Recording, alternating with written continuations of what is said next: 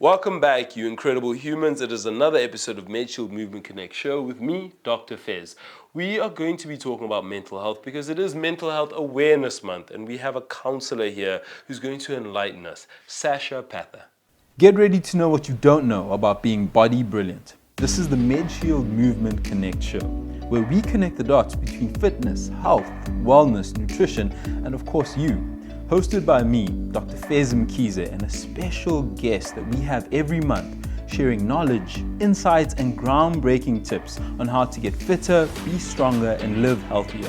Turn up the volume and listen close. Today you amplify. It's the Medshield Movement Connect show. Let's go. Sasha, thank you so much for sitting down with me. Thank you, Dr. Fez. It's very nice to be here. Now, it's very interesting because I feel, especially with the global pandemic that happened, there's been quite a big emphasis when it comes to mental health and the concepts around it and like how one can feel like they're in a good place when it comes to that health.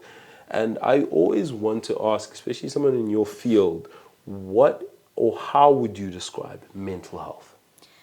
So mental health is basically how you feel you are acting out or however you feel you are taking things in. So mental health has a lot to do with everything else. Everything basically ripple effects from mental health. It is your health. It's very important. And it literally has an effect on all things that you can be doing, all things that you can be saying, your behaviors. So mental health is within you before it's out of you. So that's why it's so important. You have to correct it in there or you're going to get a disconnect out there. I love that. It's within you before you kind of get it out of you. I think that's such a... It allows you to almost feel like how delicate and like how beautiful it can be, but also where it needs to start from before it gets affected by the world and all the things that happen in it. It's almost, for me, because I tend to see it as somebody who tries to stay in some semblance of shape, as something that you can exercise and get better at, and maybe your reps can get better. What are some of the pillars you would say are important to continuously work on so that your mental health can be at an optimal, even at a good level? So when it comes to mental health, you have to pay attention, first of all. Awareness is the first step. You have to be aware of what you even need to correct or what's going on.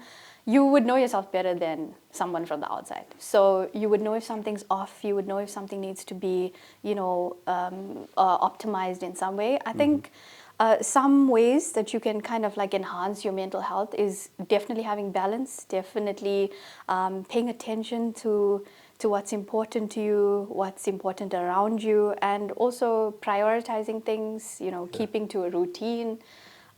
There's so much that you can do to enhance your mental health, but I think it all starts with first identifying. So once you identify, I think you would then have your path on where you need to go with it.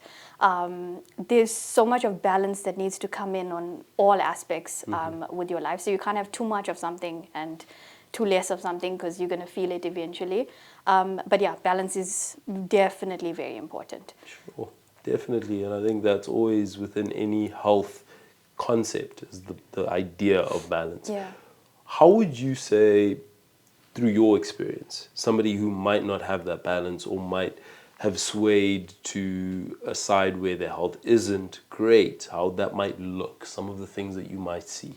So you would definitely see it first when you have these like feelings within yourself that are telling you, hey, maybe something's wrong, maybe something's like not right here. So you'd first have a feeling within yourself because you are human. It's human nature to first, know that within yourself. But also, I think you would have like having normal emotional fluctuations is completely natural. Yeah. So that would be affected by obviously life changes, hormonal changes, any kind of stresses, your normal day-to-day. It's very normal to get irritated, angry, things like that. But when it comes to your mental health or your emotions affecting your daily functioning, like your sleep or your eating patterns or your routines, then it's definitely concerning. Yeah. You would definitely need to go and check that out. But yeah, I think the impact would be very visible on the outside of you, like I was saying. So You your definitely day see. to day, and I think it's very interesting because there is, I mean, a lot of things that have points where you need to see somebody within the DSM-5 criteria, things where you're trying to find diagnostic things that you might need to look at. Have your day-to-day activities as one of the potential indicators where something might be going off, where it's like, okay, your people around you are saying there's something that feels like it's not quite balanced. And I think that is the importance of having people that you trust around you and interacting with them. Yeah. I think also, sometimes it's so easy to like put plasters on things. So if you're not sleeping or you're a bit irritable, you just be like, no, my routine's a bit off or things like that. Please don't put a plaster on it, because if you keep putting plasters on things, it's not going to be good in the long run. It's better to correct something, especially at its root in the early stages, rather than later on sitting with a lot on your shoulders because of it. I mean, I feel like she's saying that to you. She's like, please, like, even though, please don't put a plaster on it. And I think that is like the hallmarks of any sort of health issues, that you want to get at it as soon as possible before it unravels and bigger things come from it. But speaking about it from a more macro level, have you found that there's been a shift maybe in the people you see who come seek out help from you when it comes to exhaustion, burnout, kind of those big things that in our time, in our day and age, more fast-paced, you've seen over the years? Has there been a shift in landscape? Yeah, I think, it increases a lot. Also, people try to keep up with the rat race. And the more they try to keep up, the more they literally kind of put the plaster on, or they keep the plaster on. Or they feel like they have to do these things in order to keep up. They have to make this amount of money to make ends meet at the end of the month. They have to, perform at work and stuff. But, sometimes I think if they just remember, which is not so easy to remember because we all are forgetting, but if they just remember that you do need downtime also, you do need self-care, you do need, time for yourself. So it is very important to also stop, breathe, to prevent yourself coming to a point where you see me and then, we're dealing with all the problems of... prevent the time where you come and you see me. But would you say, if I wasn't feeling burnt out and I feel like the world might be on my shoulders, I should also still come see somebody as a counselor? Yeah. So I'd love to see my clients, definitely, right? But if you feel like, obviously, not only with burnout and not only with hitting a miss when it comes to balance, but also if you do feel like you have deep-rooted things that you need to work out, whether it's trauma, whether it's deep-rooted anxiety, stuff that you really are just keeping it down and distracting yourself, whether it's you distracting yourself with work or relationships or whatever it is in your daily life. A distraction is a distraction. So it doesn't help. It just leaves it there, and it kind of just paints on top of a rotten apple. It doesn't get you anywhere, and the rotten apple is still there. So it is very important to go and seek professional help when it comes to mental health. Don't leave something too long. If you do feel like you have something that you need to work through, you need to speak about, it's definitely needed when it comes to that. Very important. You mentioned self-care within this kind of concept of looking after self and being kind to self. When I hear that, and I think maybe some people who are watching and listening will think, just cucumbers on the eyes, a bit of a facial, somebody massaging my feet, that's what self-care is. But what is that concept of kind of self-care, and how often should one be implementing it? Is it one of those things where I'm going to save up till the end of the month and I can have my self-care session?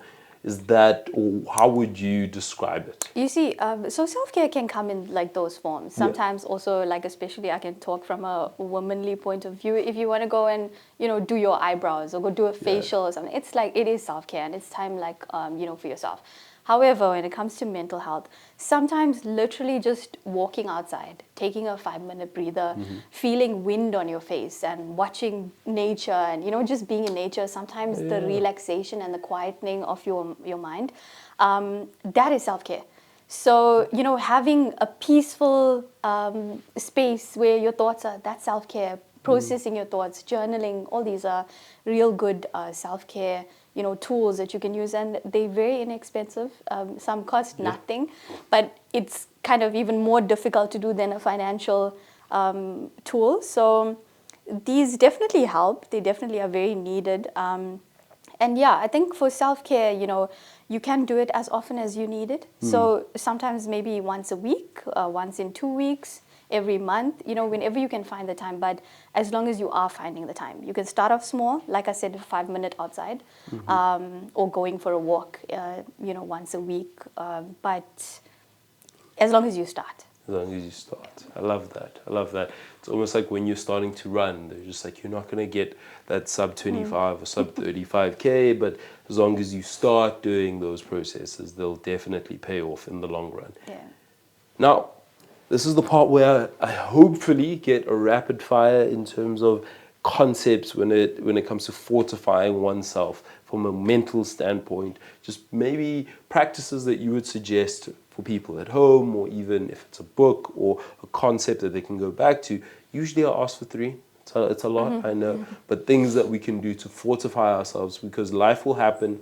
And generally, when it does happen, it's always great to have something you can fall back on when you are in a time of potential crisis. Yeah. So what are some of the teachings or concepts you would say, maybe 3, that people can really practice daily or even weekly to get that fortification? So mostly, I would say journaling, especially with mental health, extremely important. Journaling. It's so good. And it's good for processing your thoughts. It's good for quietening your mind and stuff. Also, just basically taking note of what's going on with you emotionally. So seeking professional help to talk about your issues, if you have a trusted friend, but hopefully you seek rather mental help that's going to assist you better. Work through your issues, go through it at the roots and stuff. And I think when it comes to mental health, you definitely have to make time for yourself, because it's not just about what's external. It's definitely more important of what's internal. I think that, if anything, is probably the take-home message there. I love that you always bring it into that internal space, because that's at least your locus of control. You're able to really be able to go, okay, this is where I'm coming from, and then we'll experience life from that place. Sasha, thank you so much. Clearly, you are the person we should have spoken to for Mental Health Awareness Month. And it's another incredible episode, connecting dots, figuring out locus of control, internal, not allowing external to come in.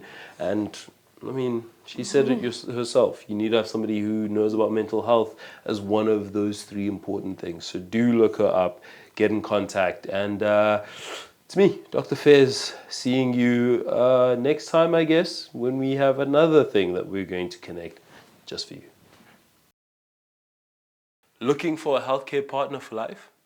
Medshield Medical Scheme has you covered with 9 diverse and affordable plans to suit your lifestyle. For more information, visit www.medshield.co.za.